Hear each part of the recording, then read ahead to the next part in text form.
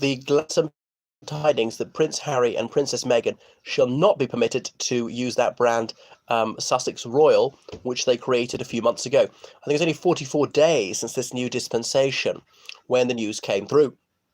And so they had been intending to prostitute the word royal just to cash in on their royal status, because the £4 million a year tax-free from the taxpayer wasn't good enough for them.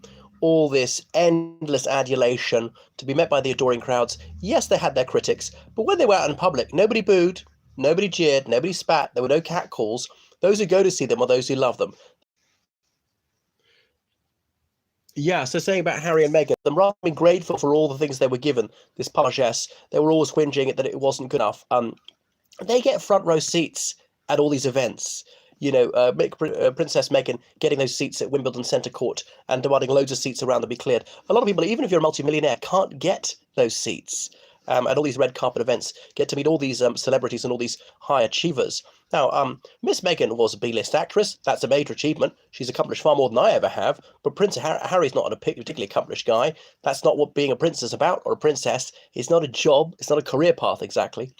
But so that they were going to be selling what? I don't know, clothes, foodstuffs, services, courses, access to them under this brand Sussex Royal. They're no longer allowed to do it because they're not to be going around capitalizing on that status.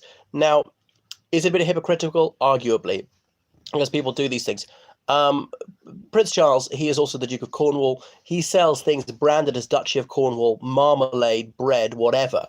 So people buy it who wouldn't otherwise buy it because of the label Duchy of Cornwall, or they pay more for it than they otherwise would do if it weren't labelled Duchy of Cornwall. So perhaps it's a bit unfair, but this is to do with land that he actually owns, particularly to do with his title. So there's an argument that you wouldn't be comparing like with like if Meghan starts selling lingerie or Prince Harry starts selling combat boots and I don't know, alcohol or something like that, or courses in how to beat up a photographer who's doing his job, following a public figure and showing how disgraceful this young lout's behavior is. And there are other issues not resolved. Their security is estimated to cost at least £3 million a year. Because think about this. Supposing you have one bodyguard, all right? You say, well, he's getting paid something like £30,000 a year. Not very much, probably more than that, actually. But over them on 24 hours, that means 3 of them. So that means more like £100,000 a year once something like national insurance is taken into account. But you need several of them, as well as your security fence and CCTV and vehicles. So I don't know how they arrived at the figure of £3 million. The debt, the £2.4 million that the taxpayer paid for their house, Frogmore Cottage, when are they going to pay that back? They're not paid back a brass farthing. So they're skinflints. I'm not a wealthy person. I pay for my own travel. All right, in fairness, if somebody offered to pay my travel, would I say yes? Yeah, I would. If I was a multimillionaire, would I say yes? Probably. But anyway, I'm not sure, but I do know in their case that they are cheapskates, always looking for a freebie. They made a statement on Instagram about this, How 2020. They say that other members of the royal family are allowed employment. Well, that's if they don't get privy purses. So somewhat depends what you mean and who is a member of the royal family. Prince Edward had his Ardent Productions, that television company, and he performed some royal duties. The youngest one.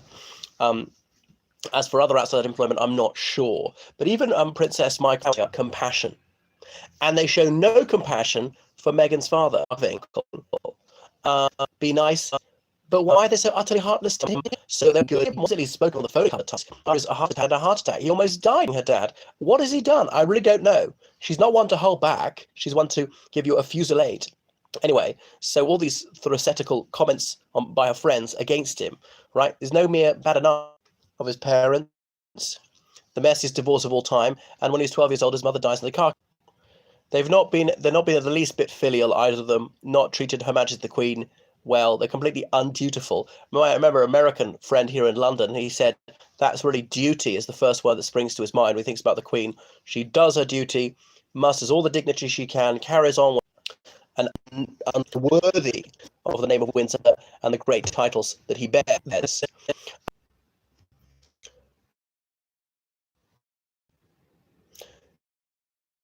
They had it all being a prince and princess, everybody's dream, but then they turned their nose up at that because it came with certain caveats. You live this charmed life, but the pride get privileged, and all this naval and gets to think is feeling so sorry for herself.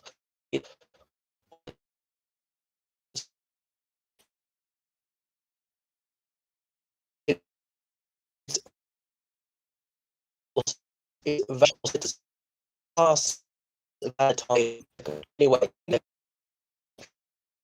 about to their heads. But they bitch about the media following them. I'm sure they'd be heartbroken. So what should be the motto of these two? What should be etched in their tombstone? Greed conquers all, vanity conquers all. I'd like to see your suggestions in the comments below. So please follow me on Facebook, Instagram, and on Twitter. Book